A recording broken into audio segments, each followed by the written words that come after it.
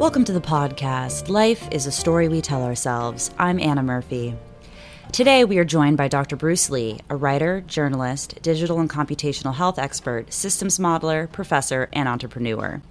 Dr. Lee has written extensively for the general media. He is a senior contributor for Forbes, covering a wide range of health-related topics, including medicine, wellness, digital health, and the business of health, and has written over 700 articles. He has over 2 decades of experience developing mathematical and computational models to assist a wide range of decision makers in health and public health. Thank you for joining us today. Let's listen together. Hello, everyone, and thank you for joining us on the podcast, Life is a Story We Tell Ourselves. Our guest today is Dr. Bruce Y. Lee. Dr. Lee uses models to help medical professionals make better medical decisions, and we're going to talk about what exactly a model is. He's been very active in using his models to predict the efficacy of potential COVID-19 vaccines. Currently, he is a professor of health policy and management at the City University of New York Graduate School of Public Health and Health Policy. There, he is the Executive Director of PHICOR. What is PHICOR? It's the Public Health Informatics, Computational, and Operations Research. And Dr. Lee is also the CEO of Symsilico, which develops and uses computational methods, models, and tools to help decision-making. Dr. Lee has an MD from Harvard University and an MBA from Stanford. Welcome to the program, Dr. Lee. It's good to have you. Thanks, Don. Thanks for having me. Yeah. First, tell us a little bit about yourself, Bruce. Where did you grow up and what led you down the path of medicine and business, I guess? Yeah, so I grew up in the East Coast of the United States, not far from Philadelphia. Growing up, I did different things. Like I was into sports. I played a lot of different sports. I also built lots of things as a little kid out of Legos. So building cities and things like that. So I was always fascinated with designing and building things. I also tinkered around with computers too. So I remember developing a computer game, a tennis game, where you could actually change the courts from like the French Open to the Wimbledon. The speed of the ball would actually change depending on the court. And I always like to do photography and writing as well. So when I actually moved into college, I did a fair amount of journalism in college, and I was interested in science. So, my path eventually took me to medical school. But while in medical school, I was very interested in finding ways to use computers to help with medical decision making or and ways to improve health. And at the time, there wasn't that many opportunities because you could do more traditional things, like you say, okay, you can be a physician focusing on a particular body part and seeing these specific type of medical issues.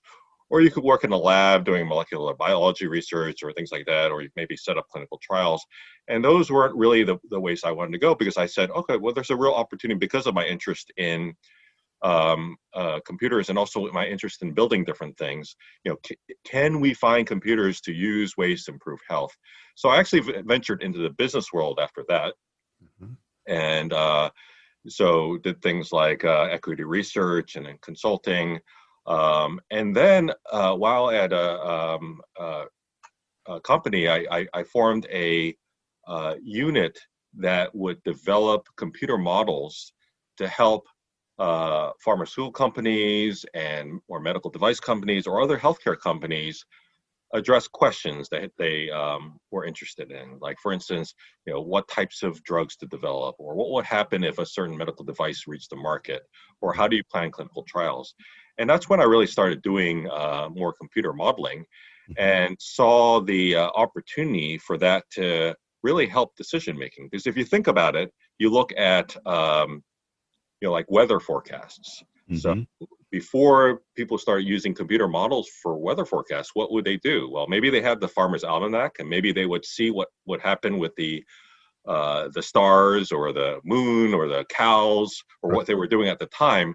And you get a rough sense of what's happening with the weather, but you really couldn't get a better sense. And the same thing with air traffic control and transportation, those things. So I saw an opportunity to really use computer models to help decision making in the same way with health, public health, and medicine. Were those models also used in diagnoses? I mean, a lot of people watch the show House, for example, and they were always getting around trying to figure out, and diagnose these complicated diseases. Is that part of what you're talking about too, in using the models for diagnoses as well? Yeah, that's part of it. I mean, nowadays, you have these catchwords like AI or artificial intelligence, which actually basically just means you use computers to help think or to help make decisions. So when you see AI, it's like you think of a person's brain, and then you use a computer to do the same type of things that a person might with their brain. The difference is that a computer can incorporate large amounts of information and really organize it in ways that might be tough for people to do. So computers can really help with that. So yeah, certainly. I remember while in medical school, one of my colleagues was saying, wow, there's so much information you have to memorize and figure out.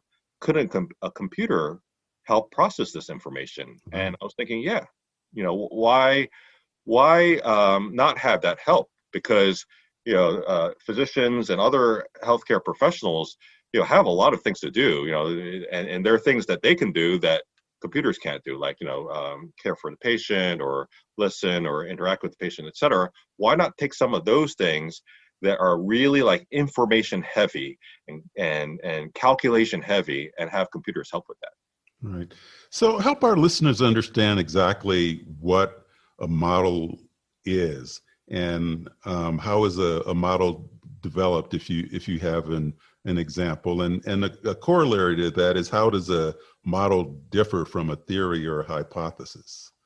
Yeah, it's always challenging when I say, I do modeling, and when I some people hear the words, they're like, oh, okay. They look at my clothes and my lack of fashion sense, and they say, no, you're not. No, you're not a model. I said, no, not that kind, not the kind that walks on the catwalk, et cetera. I certainly wouldn't qualify to do that. But models, basically, when you develop a model, it is a representation of something in real life. So you are trying to represent something that exists in real life, but create either a simplification or something that mirrors that. So that can be like an airplane model where, those plastic things that is a replica of an airplane. Or in this case, we're talking about using a computer to recreate what's occurring in real life. So if you think of, for instance, that computer game, SimCity or The Sims, et cetera, that's really simulating what's happening in real life, like either simulating a set of people or simulating a city. Now, we have to keep in mind that when we hear the word model, there's a wide range of models and their complexity and how much they simplify things. So it's not just enough to hear the word model. You have to ask the details. Well, how are you actually modeling something? What are you representing? So we essentially are, creating detailed models that then represent, like, say, we might create a model of a city or a location. So say we create a model of, San Francisco or Tokyo or London. We will create representations of each of the buildings and the households and the workplaces and the people moving in between those different things. So model is some type of representation. And so it can be used as a tool to really get a better understanding of what's going on. And then it can be used as this virtual laboratory to test different things. What might happen if you do this versus that. That's what engineers do for NASA all the time. So before a rocket or a space shuttle or what have you goes up, they actually will simulate what will happen just so that they can prepare for all the possibilities. So it's similar to that. The difference between a model and a theory is a theory is when you say, okay, I think this will happen, or I think this is the cause of something, or I think these are the things that are associated with this problem. You can use a model to actually test out your theory, as an experiment, as basically like a virtual laboratory. Right. So in a physical sense, when you mentioned NASA, so to help our listeners understand, we can kind of go with a physical model and then to something a little bit more abstract. But if you have a rocket, or let's say even an airplane, people will understand that a model that you built of an airplane, you'll test it out by putting it in a wind tunnel and then subjecting it to a number of variations of everything from climate to stress, to wind shear, all of those kinds of variables to see how that particular model of an airplane will react. And then you can make adjustments or predictions from there. So with something like what's on everybody's mind, if you modeled a disease, a viral disease or a vaccine like COVID, what goes into constructing a model like that? What are the variables and what does a model look like in that regard?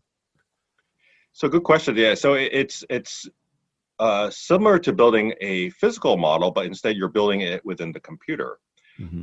So you're actually trying to simulate all the things that are going on. So if you think about, like, say you watch a movie, like the Avengers or something like that, you see all the action that's going on. In many cases, that action is not really going on.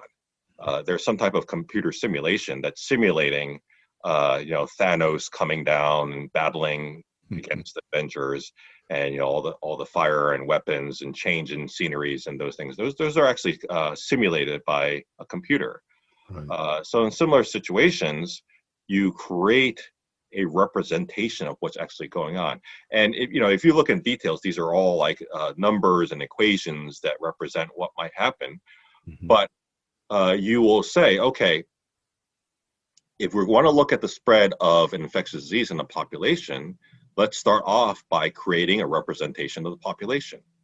So a simple model would say, okay, let's just create representations of 100 people.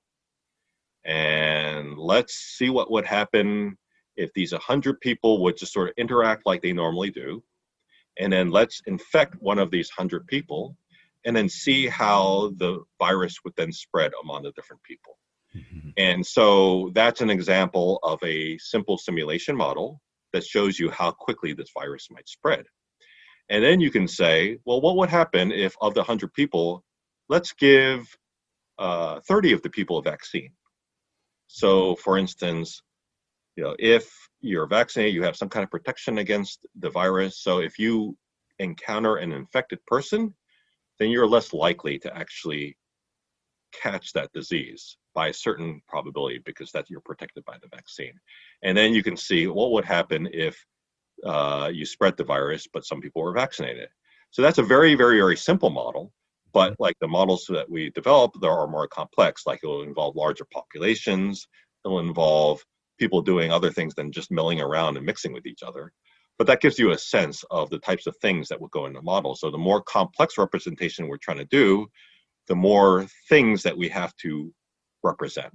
Right, understand. So there's a lot of talk about a vaccine for COVID-19, and it seems like the most important aspect is associated with the word efficacy, which makes you think of, well, does that mean how effective the vaccine is going to be? And then how do you test how effective it's going to be? What do we mean by efficacy? And do your models help predict the efficacy of these different types of vaccines? Yeah, so if you think about it, a vaccine is like any type of product. So, there's been this talk about, oh, let's get a vaccine out there. Let's get a vaccine. Let's get a vaccine. It's not enough to just get a vaccine, but that vaccine has to work to a certain level. And of course, it needs to be safe to be able to know what to do. So if you're expecting a vaccine to help us reduce or eliminate all of the social distancing measures, then that vaccine has to offer a high enough level of protection versus a vaccine that doesn't offer as much protection. But you still may need to do all these things that we have continued to be doing, like social distancing and wearing face masks and keeping certain businesses closed and things like that. So that's why it's important to understand what we mean by vaccine efficacy. So vaccine efficacy, when it comes to protecting you against the virus, if, for instance, you have, let's take 100 people again, and you say normally without a vaccine, all those 100 people would get infected with a virus. Okay.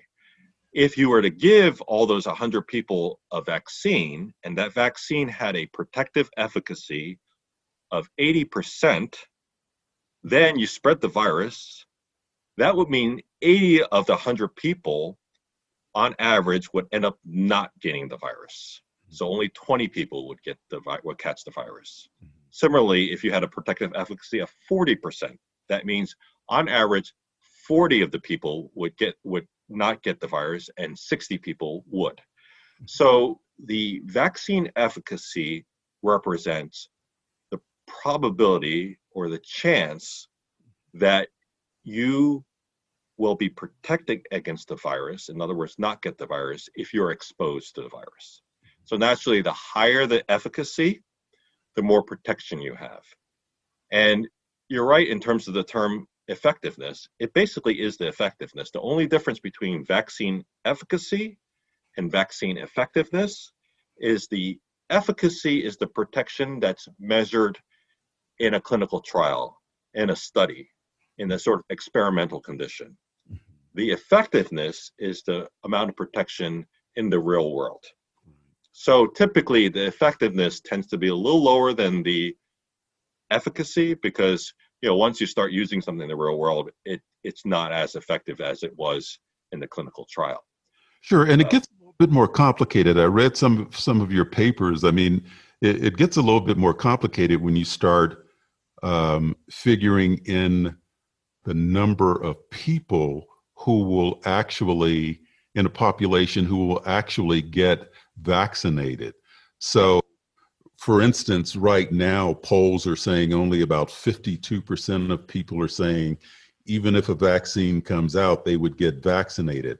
And that 52% then, if I'm saying this right, contributes to the overall effectiveness in the general population of the vaccine. Is that the right way to say that? Absolutely, yeah. I think if you think about it this way, the impact of the vaccine will really depend on multiple things. So one of the things is how efficacious or how effective the vaccine is for people who actually get the vaccine. Mm-hmm. But you're right, if only a small percentage of the population gets the vaccine, then overall the vaccine won't be able to really stop the virus because there are a lot of people who are not protected at all, so the virus will continue to spread. So it's really important to understand how many people actually get the vaccine. So we use the term vaccination coverage to describe that. So vaccination coverage is the percent of the population that actually gets the vaccine.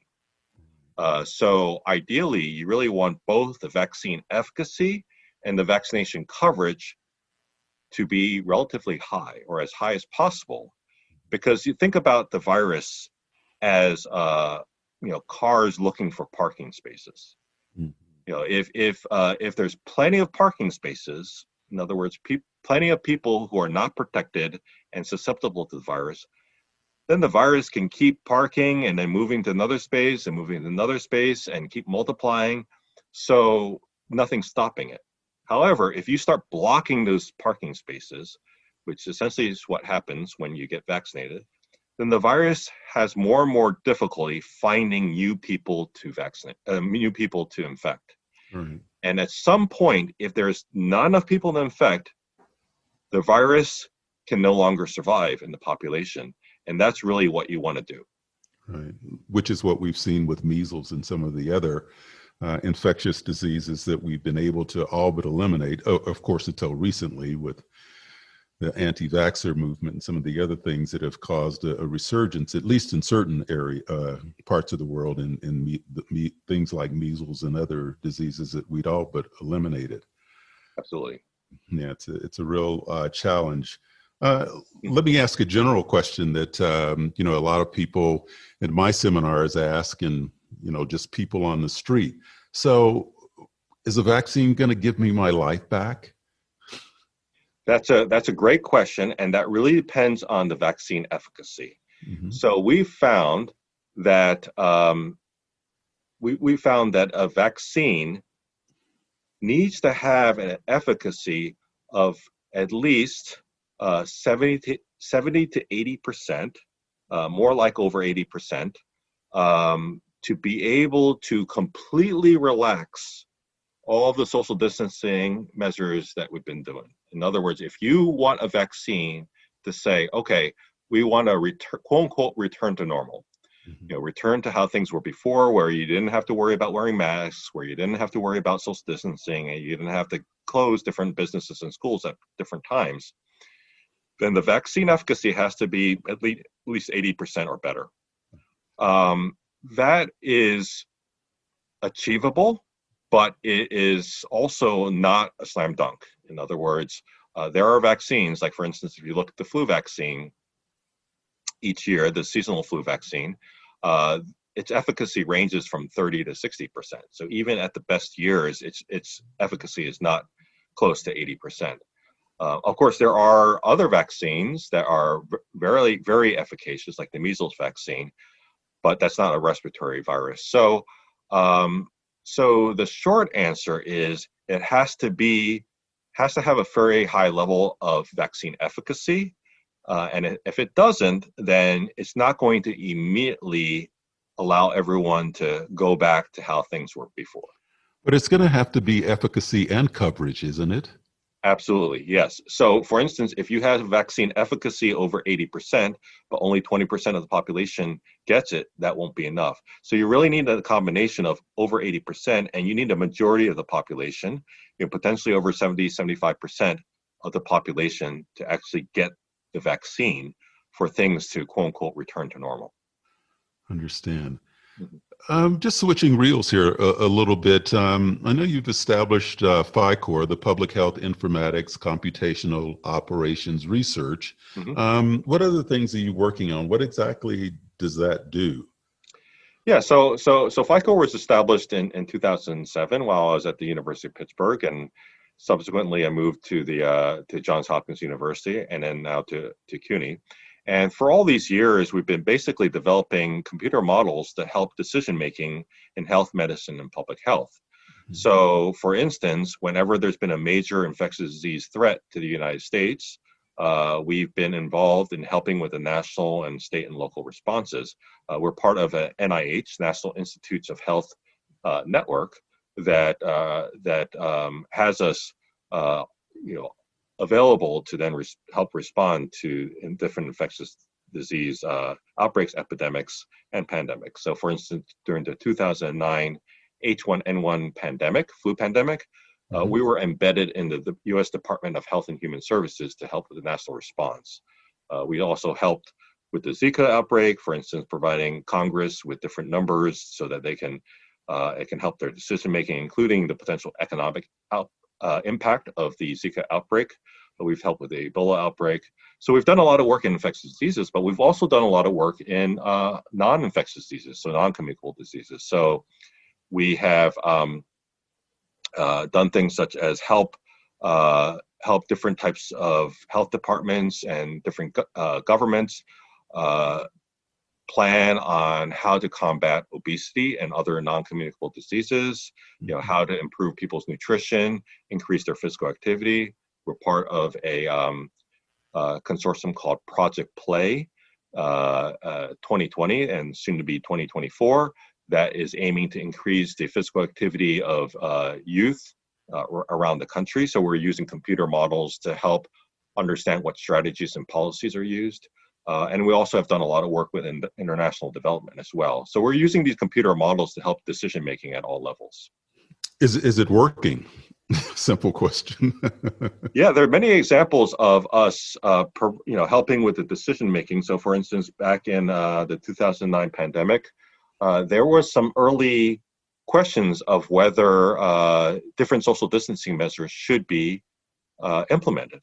So, for instance, very early on, CDC and other bodies had a question of whether we should close schools, and our computer models show that it wouldn't be worth closing schools at the time. So it's interesting because if social distancing had moved forward back in 2009, people would understand or get to know what that means a lot earlier. This right now in 2020, this is the first time many people are hearing of the term social distancing. but they may not realize back in 2009 that was already being considered. We also helped show when the vaccines first came out, there were limited supplies. So one big question was who should get the vaccines first? So we're using our computer models to help with that decision making. So I could give many other examples also with our obesity work and our work in other areas as well. But in all these cases, when we work with decision makers, they already have questions that they need answers to. So then we use our models to help them with the decision making. So it is directly affecting decision making. Well, I'm really interested in the obesity example. If we could look at that for just a second, I mean, because it's a major problem, even here where I live in Ecuador. It's the number one health problem, particularly with the indigenous community and some of the expat community as well. It's the number one thing that the medical community has to battle against. So what are your models tell you about obesity and how to combat it? Because I mean, there's so much that goes into it, from the psychology of the person, the individual, to the person understanding perhaps the physiology behind obesity and the nutritional factors and all of these things. And I find that people have trouble interpreting all of that. So how does that work for you? Yeah, so one of the biggest challenges is if you look at the global obesity epidemic, it really started in the 1980s. Some say the late 70s, but you started seeing this after years of the body mass index, the BMI, staying relatively stable. It really started picking up in the late 70s, early 80s, and it has been a very, very steady upward climb since then. Every decade, it continues to go up and up and up. And so for many years, a lot of the dialogue, a lot of the narrative about obesity was it's an individual problem. People claiming, oh, well, it's just people choosing not to eat right or choosing not to exercise or claiming that people are lazy or things like that. But that doesn't make sense if you look at, what's happening around the world. Why are obesity rates going up all around the world? Is it that everyone decided to act a certain way? Is it that everyone decided not to exercise or not to eat well? When you see trends like that, that suggests that the problem is a lot bigger, that it's actually a systems problem, that we have broken systems around the world that are contributing to this issue significantly. And with the help of studies and also our models, we continue to find different larger scale systems problems that are contributing to the obesity epidemic. So until we actually fix these systems, we'll continue to have this increasing problem. So let me give you an example of some of these systems. So one is, food systems. So inherently over the past several decades, we've seen changes in the composition of food. There's more artificial components, more artificial ingredients.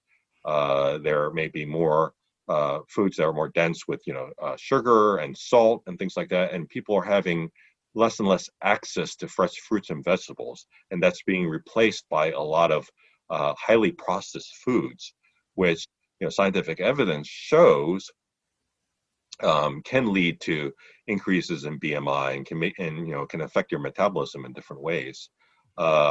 Also, if we look at the layouts of different cities and towns, it makes it maybe harder to move around and get exercise, and it may be more conducive to car cultures where people are driving around more and things like that. So those are just a few examples, and I could go on and on about the systems, but it's really identifying these different systems and then looking ways, and our models are showing ways that you can actually fix these systems and help people live healthier lifestyles and help people have better diets and more physical activity and basically decrease their risk of obesity. So that's one of the key things that we've been doing and are trying to do.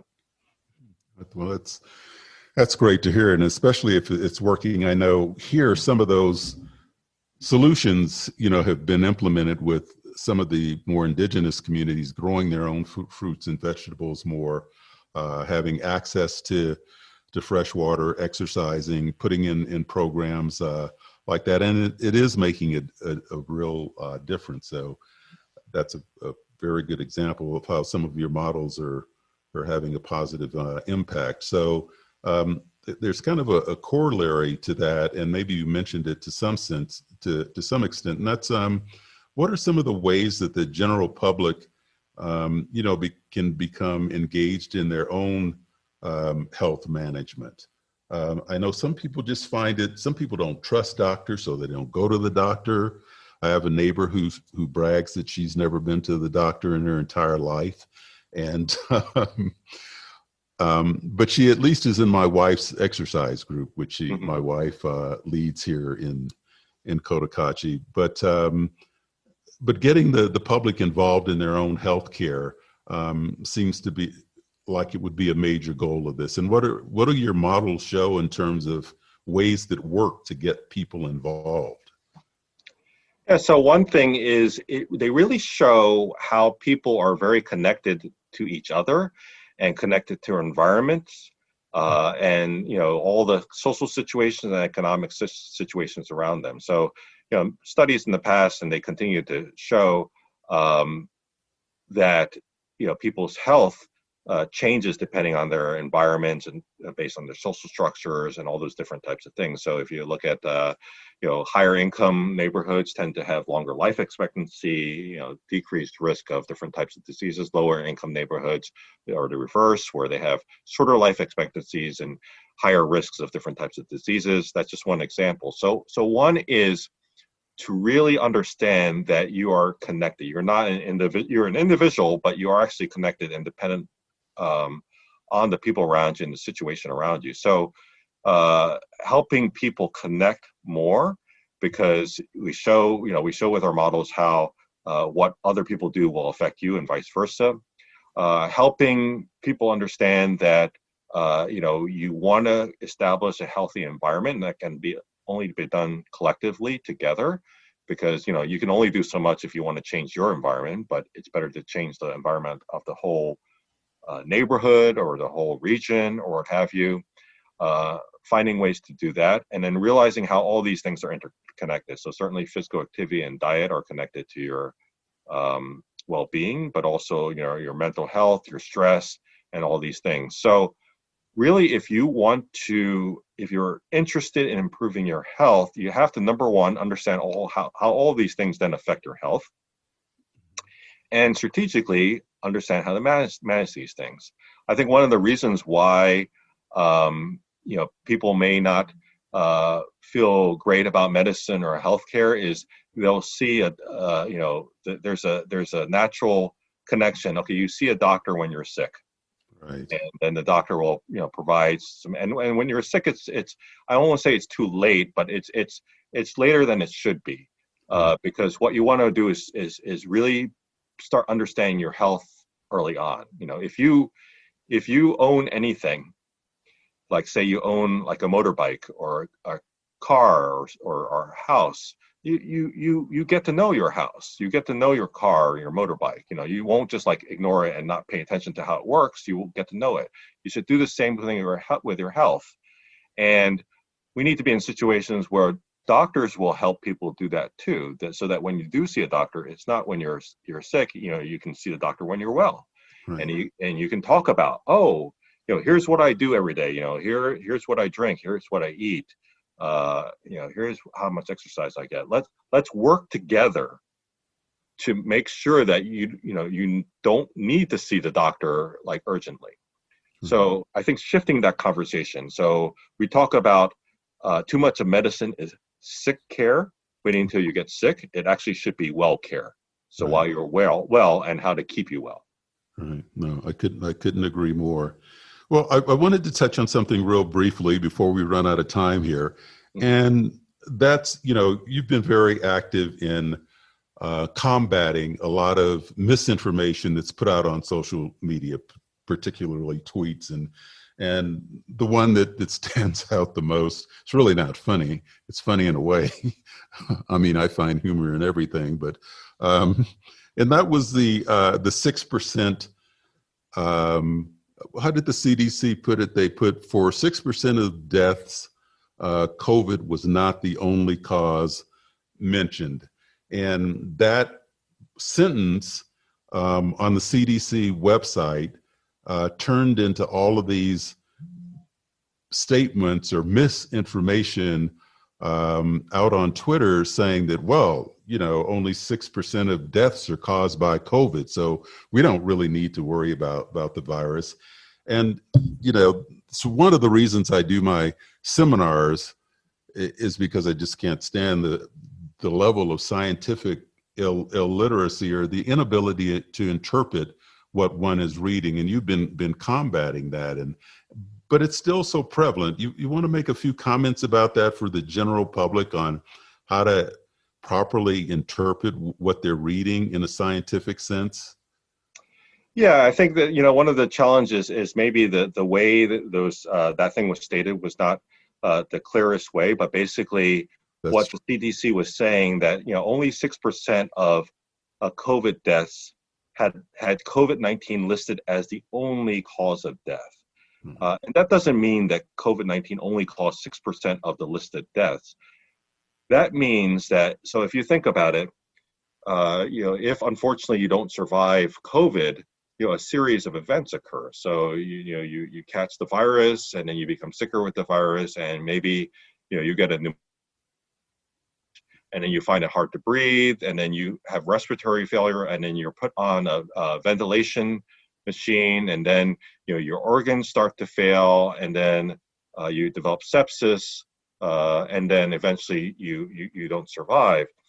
Well, then they'll put on the cause of death. They won't just put down COVID-19, they'll put down respiratory failure, sepsis, organ failure, those things, because they're showing the sequence of what happened. And so the CDC is saying that's occurring in 94% of the COVID-19 deaths, right, that you have other things listed. Right. And that's providing more information. That doesn't mean that COVID-19 didn't cause the chain reaction that led to death. And so that got misinterpreted by many people who thought it said something about like COVID deaths not being real. And unfortunately, we have a situation where it's been established there are people and bots out there actively trying to spread misinformation, right, for like political reasons. So there's some people who are trying to claim that COVID-19, the pandemic, is not as big a deal because maybe the response to it wasn't as good, or maybe certain businesses want to open prematurely or things like that. And we really shouldn't go down that direction because we have to protect the public. The most important thing is to protect the public and right, to prevent deaths. So we all have to work together and say the only way we're going to defeat this pandemic, or at least survive this pandemic, is to try to minimize the deaths as much as possible. So in order to minimize the deaths, we have to know where they're occurring and how many there are, so we take the response seriously. Mm-hmm. So I would say there's several things that everyone should do. So one is look at who is saying these things, do they have scientific backgrounds, public health backgrounds, et cetera? What are their backgrounds? But two, are they providing explanations? Yeah. So don't just take face value just because someone says something, even if they're an expert, they say something. Are they explaining? Okay, it's this for these reasons. You want to gravitate towards people who are offering explanations because you yourself want to understand why certain things are going on. Just like if you see a doctor, you don't want to see a doctor who will just say, trust me, take this pill, don't ask me any questions. You don't want that. You want a doctor who will say, okay, let me explain what this pill does. And here's the evidence behind the pill. And this is why we think you should take the pill, and involve you in the decision making. So I would say it's certainly better to gravitate towards people who will give that explanation and help you understand, and also not use too much jargon and things like that. And then three, I think it's important to see what is the connection. So if you look at the pandemic, for instance, it's a serious problem. I mean, there's no reason why so many countries around the world would be implementing different policies and interventions to battle something if that thing wasn't really that serious. So it's not just one country, it's countries around the world are taking this very seriously. So, the chances of that happening, if it weren't serious, would be very, very low. So. Absolutely. Well, Dr. Lee, I always ask my guests, because life is a story we tell ourselves. And, when it's all said and done, it's all about the miracle of life that we're living. I view life as transcendent. Every moment there's something new to learn. And then there are these special moments that just open your eyes and either are characterized as an aha experience, or it's just something magical feeling. And I'm wondering if you've experienced something like that in your life. Did you have one of those moments that was just this major transcendent moment in your life? Well, there's been many. So it's hard to pinpoint one. I mean, I've done a lot of global health work. So I travel around not normally. Oh, normally I do. I haven't done recently because of the pandemic, but normally I travel quite around the world a lot. And whenever I'm meeting new people and going to new places, it is transcendent in many ways, because it's a reminder that it's a combination of people are the same everywhere. In other words, wherever you are in terms of the world, there are people who share values. We're all connected. You have the same distribution of people. You have people who are artists and people who are scientists and people who are engineers, people who are athletes. Just every place you go, you have a panoply of people interested in different types of things. So people are diverse everywhere, and so you learn that we're all similar and the same, but you also learn we all have the same type of diversity, and that's always transcendent, because that's a reminder of how we are actually all connected throughout the world. So I'm always learning all these different types of things. So I would encourage everyone to really get to know people around the world, because we tend to like make these assumptions all the time about like people we don't know, and people that we don't regularly interact with. And I found most of the time those assumptions are wrong. I found very few situations where you always form impressions. We can't help but do that. Like you hear about someone, or you see a picture, or you hear about someone's stories, and then you form an impression in your head. And then I found that there's really, really very few times where you actually meet the person and you're like, yeah, that was the same as my initial impression. In fact, it's almost completely different, always completely different. Yes. So really, really, I would encourage everyone, just dive deep, give everyone a chance, get to know people. You're going to learn a ton of stuff. And then the last thing I also add, when we're talking about this pandemic, it's natural to feel frustrated, and in some cases feel maybe some despair because of the pandemic. But I would flip it on the other side and say, this is a real opportunity to learn and to see what have we been doing wrong in the past, and how can we change? How can we really develop new ways of doing things? Maybe talking to people that we haven't talked to before. Maybe getting closer. Establishing closer relationships with people that you really didn't know in the past, or changing the way you do things. So always look at things as opportunities. So that's one thing I would leave everyone with. That's great, Dr. Lee, and that is a great thought to leave people with. Thank you for joining us, and thank you for your insights and helping us understand models and some of the more complex aspects of understanding this pandemic that we're in. I really appreciate you being on the show. Thanks, Dr. Lee. Thanks, Don. Happy to be here. Thank you so much for listening to this week's episode of the podcast, Life is a Story We Tell Ourselves. Don't forget to subscribe to the podcast and share with your family and friends. You can also find us on the web at lifeisastorypodcast.com. From our family to yours, stay safe, share happiness, and remember, the important thing is not to stop questioning. Curiosity has its own reason for existing.